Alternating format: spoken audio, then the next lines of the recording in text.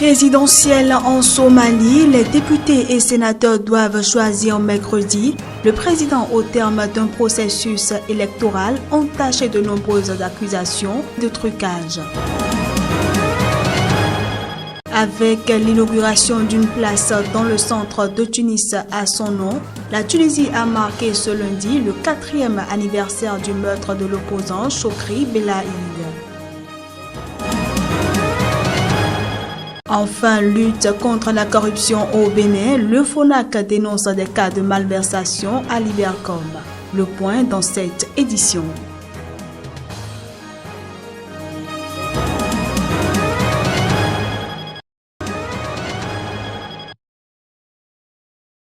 La situation des défenseurs des droits de l'homme au Burundi inquiète la communauté internationale. Dans un rapport, un groupe d'experts des Nations Unies s'alarme de la répression qui frappe les défenseurs des droits humains au Burundi. À quelques semaines de la prochaine session du Conseil des droits de l'homme, prévue en mars à Genève, ils estiment que la situation s'est encore aggravée ces derniers mois, signe selon eux de la volonté du gouvernement burundais de supprimer toutes les voix dissidentes dans le pays. Le rapporteur spécial de l'ONU, Michel Faust, dénonce en particulier les nouveaux tests de loi adoptés par le Parlement burundais en décembre dernier. Ces tests renforcent considérablement le contrôle exercé par les autorités sur le travail des ONG. Pour Michel Faust, toutes ces mesures ont bien un seul et même objectif, faire taire la société civile au Burundi.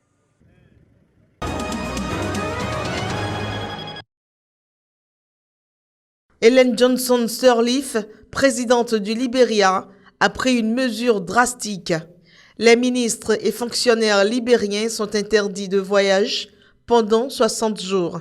Sont concernés les ministres, les directeurs d'agences et autres services gouvernementaux, ainsi que leurs adjoints et assistants.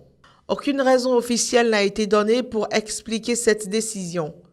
De l'analyse des observateurs, la présidente Ellen Johnson Sirleaf vise principalement à ne pas trop épuiser les réserves en devises étrangères qui ont subi les répercussions de la baisse des prix des exportations du pays.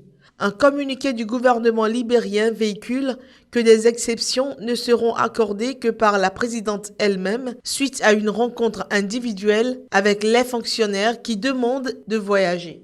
Ils devront démontrer que ce voyage est d'un impératif majeur dans l'intérêt national. Par ailleurs, la Banque centrale du Libéria avait été mandatée pour examiner une situation alarmante de la fuite des capitaux et renforcer ses mesures réglementaires afin de freiner le rapatriement illicite des devises.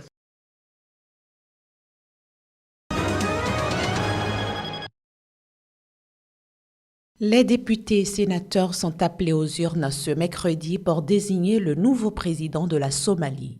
Au total, 23 candidats sont en lice pour ce scrutin, dont le président sortant Hassan Sheikh Mohamud. Les 23 candidats seront départagés par 275 députés et 54 sénateurs nouvellement élus. Prévue en août, l'élection du président somalien a été plusieurs fois repoussée à cause de l'insécurité qui règne dans le pays. Quelques 14 000 électeurs délégués sur les 12 millions de Somaliens ont finalement pu voter entre octobre et décembre 2016 pour élire les nouveaux députés et sénateurs. Ce processus, qui tranche avec celui appliqué aux élections de 2012, où seulement 135 notables avaient désigné l'ensemble des députés, aurait été entaché par la corruption selon certaines ONG. Notons que l'instauration du suffrage universel est planifiée pour la prochaine élection en 2020.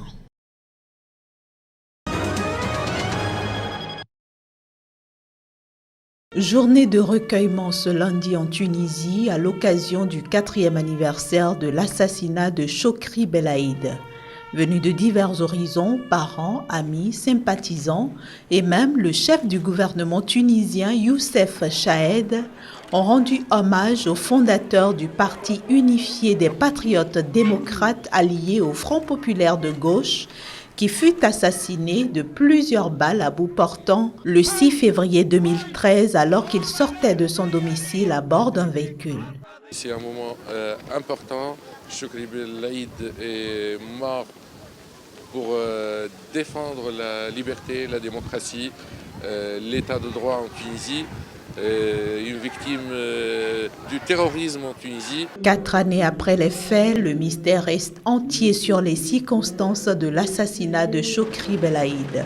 L'enquête suit encore son cours et semble loin d'aboutir. 4 ans, c'est un peu trop. On est juste au stade des instructions et 4 ans, c'est vraiment trop pour ça. Mais on est là, on persiste, on continue le combat, c'est un combat. Nous savons que l'assassinat de Chokri Belaïd, c'est un crime d'État, là où il y a des institutions qui sont impliquées, donc on essaye de pousser vers connaître la vérité. En attendant la manifestation de la vérité, une place Chokri Belaïd a été inaugurée ce lundi dans le centre-ville de Tunis par le président Béji Caïd Essebsi en reconnaissance du combat que mena de son vivant cet avocat défenseur des droits de l'homme.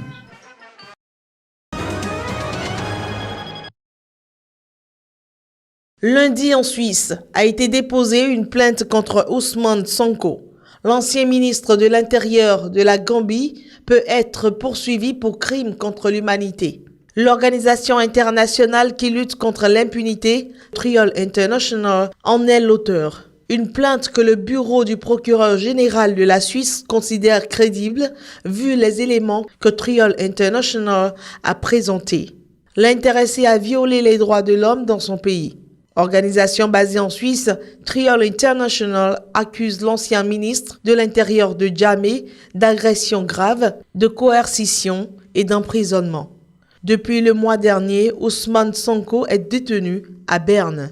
Le bureau du procureur général de la Suisse qui précise que le plaignant a recueilli des informations précieuses pertinentes à la procédure pénale a déclaré qu'il enquêterait sur la plainte contre Sonko.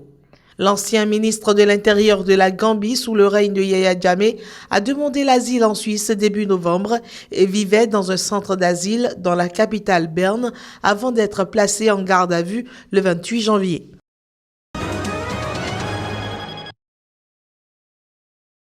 Après plusieurs jours de rumeurs sur l'état de santé d'Ibrahim Boubacar Keïta, qui a effectué récemment un voyage en France, l'entourage du président malien soutient qu'il s'agit d'une visite privée de 10 jours à Paris, visite au terme de laquelle le chef de l'État malien s'est entretenu à l'Élysée avec son homologue François Hollande.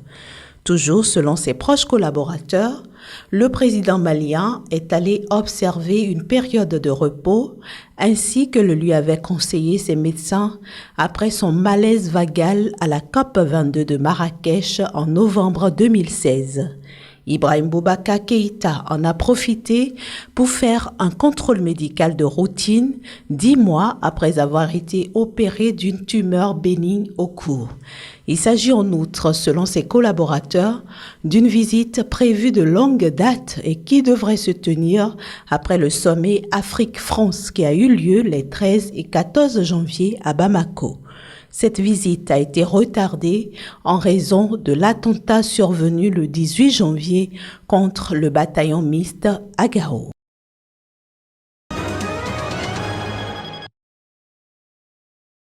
Les Nigérians s'interrogeaient ce lundi sur l'état de santé du président Muhammadu Buhari qui a repoussé son retour de vacances au Royaume-Uni pour raisons médicales, laissant le champ libre aux pires rumeurs. Âgé de 74 ans, il devait initialement reprendre le travail dans la matinée de ce lundi à Abuja, la capitale administrative du Nigeria. Mais dimanche soir, son cabinet a annoncé qu'il prolongerait son séjour à Londres sur recommandation de ses médecins en attendant les résultats d'une série d'examens médicaux effectués à l'occasion de ses congés. Aucun calendrier n'a été communiqué concernant le retour prévu du président et aucun détail donné sur les examens subis par le chef de l'État absent depuis le 19 janvier. Le gouvernement peine à convaincre que le président se porte bien et a même dû démentir à plusieurs reprises des rumeurs persistantes sur les réseaux sociaux et dans les médias selon lesquelles il serait gravement malade, voire décédé pendant son séjour. Le principal parti d'opposition, le People's Democratic Party PDP, n'a pas hésité à surfer sur la polémique, affirmant que le peuple a le droit de savoir ce qui se passe dans la mesure où Buhari utiliserait des fonds publics pour se faire soigner. La santé du chef de l'État est une question sensible au Nigeria. En 2010, le président Umaru Yar'Adua est décédé de problèmes rénaux, longtemps cachés au grand public. Aussi, à Abuja, des dizaines de personnes ont-ils manifesté lundi contre la politique économique du président Buhari et demandé des solutions urgentes à la récession. Beaucoup réclamaient davantage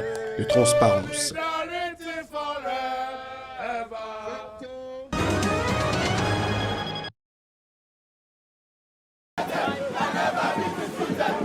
À l'appel de la star d'Afropop Two Face, des centaines de personnes ont manifesté à Lagos ce lundi. Les manifestants protestent contre la politique économique du gouvernement nigérian et réclament des solutions à la récession qui frappe le géant ouest africain.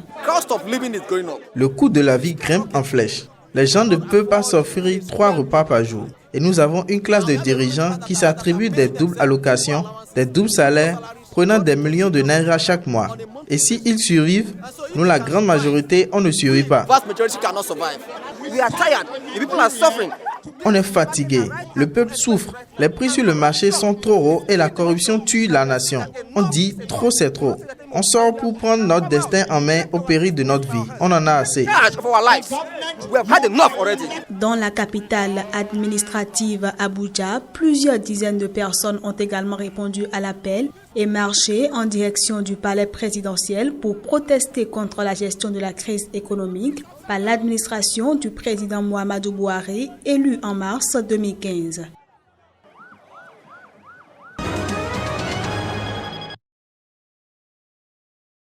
On constate que premièrement, le chiffre d'affaires de Libercom baisse d'année en année.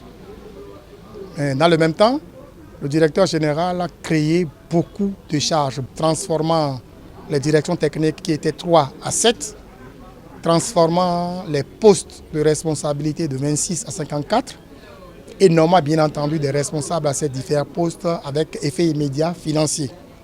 Tous ceux qui sont nommés sur la base de presque pas de mérite sont reclassés dans des catégories supérieures immédiatement.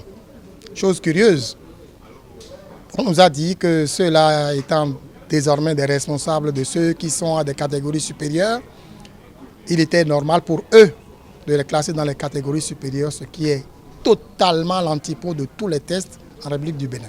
Nous avons constaté également que le directeur général nous a produit un document, un diplôme, qui, après vérification au niveau du ministère de l'Enseignement supérieur, n'était pas éligible pour travailler dans le secteur public au Bénin. Même chose concernant le diplôme qu'a produit la directrice des ressources humaines, toujours de Libercom. Nous avons constaté également que le directeur général de Libercom, pendant qu'il avait son salaire au niveau de Libercom, percevait un double salaire au niveau du budget national pendant au moins 15 mois.